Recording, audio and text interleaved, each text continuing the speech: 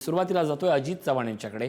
अजित, वर्षभरापूर्वी झालेलं पहलगाम आता सरकून महाराष्ट्रात मीरा भाईंदरपर्यंत येऊन पोहोचलंय का? हा सगळा प्रकार अस्वस्थ करणार आहे। मुद्दा हा आहे की ही अशा पद्धतीनं हल्ले करणं, अशा पद्धतीनं टार्गेट करणं हे प्रकार का वाढतायत? ऋषीजी, हे खूप चिंताजनक आहे।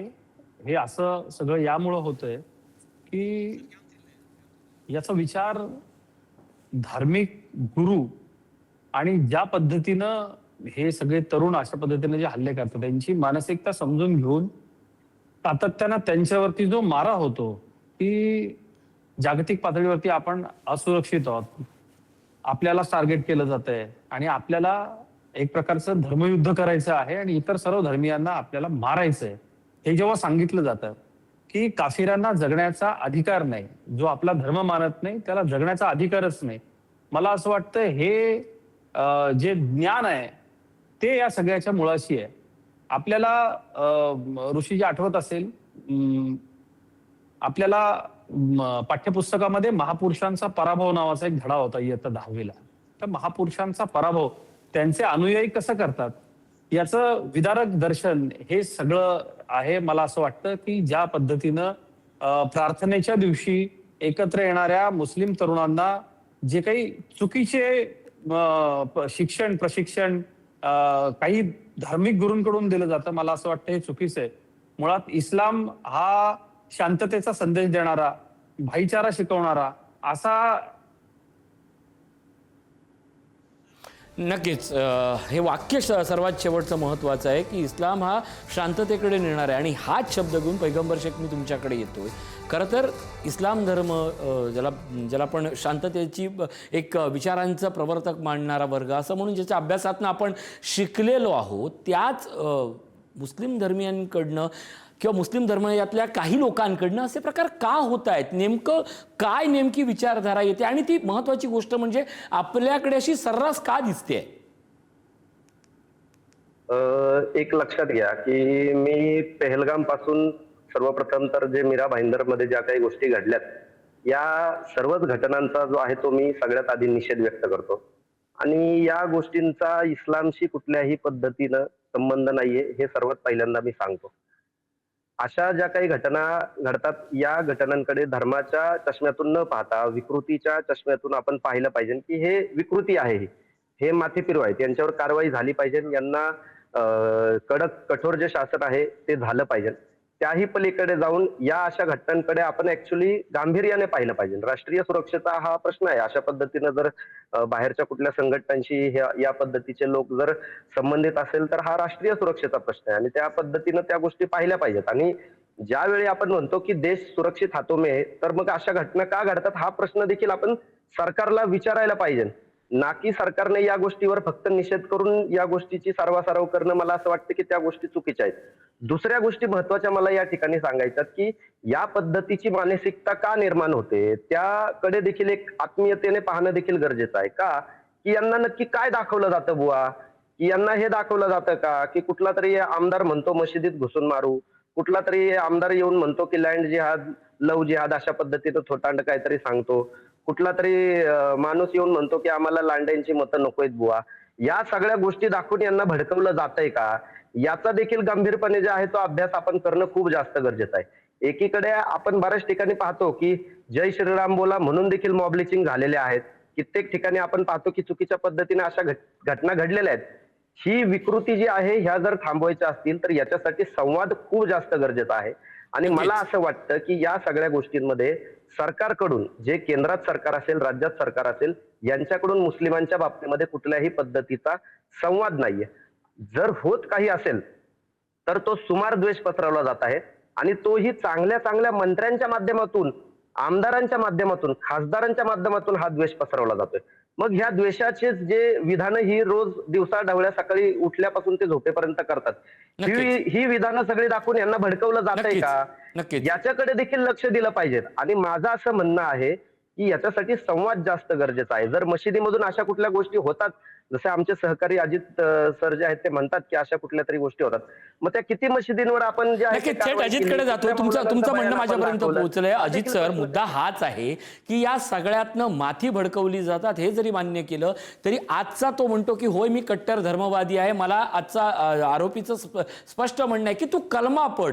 एखादी गोष्ट जात विचारणं, धर्म विचारणं आणि त्याला अशा पद्धतीचं धार्मिक दडपण दुसऱ्यावर आणणं, या विचारधारेमागे स्पष्ट शब्द असतो तो म्हणजे अतिरेक. हे असंच होतंय का अजित? नाही, माझी अशी अपेक्षा होती की माझे मित्र, मला असं वाटतं, मला दिसू शकत नाही पण पैगंबर शेख तिकडनं आहेत. माझी अशी अशी इच्छा होती की किमान ज्या मुस्लिमांना सारासार सतसत विवेक बुद्धीनं जे विचार करतात त्यांनी तरी या सगळ्या विषयामध्ये खोलवर विचार केला पाहिजे. मला सांगा, पहलगाम मध्येही तेच होतं, महाराष्ट्रातल्या मीरा रोड मध्येही तेच होतं. म्हणजे हे पसरवणारी कुठेतरी सेंट्रलाइज सिस्टीम असली पाहिजे, त्याच्याशिवाय हे काही होणार नाही. सरकारचं काम मशिदींमध्ये जाऊन काय चालतं याच्यावरती लक्ष ठेवणं आहे का?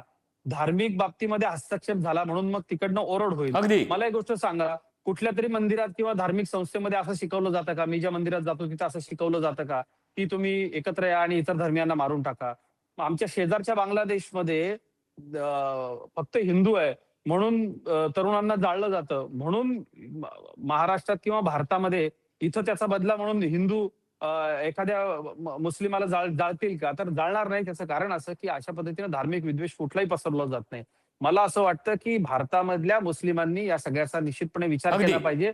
तेच त्यांना शोधू शकतील, कारण त्यांची भाषा, त्यांचा एकसंघपणा आणि नक्कीच. त्यांची गोपनीयता ही विचारी लोकांना माहिती आहे. मला फक्त इतकंच सांगायचं आहे की ज्या वेळेला देश स्वतंत्रता आंदोलनामध्ये लढत होता त्यावेळेला खिलाफत चळवळ चालवणाऱ्या लोकांनी पुढं पाकिस्तान वेगळा मागून घेतला आणि धर्माच्या नावावरती वेगळं दोन नक्कीच. अजित तीन तुकडे अजित या या पाकिस्तानचे केले. सगळ्या इतिहासाकडे ही जी जाण्यापेक्षा विचारधारा थोडंसं वर्तमानाकडे जाऊया. मी अंजुम इनामदार यांच्याकडे जातोय.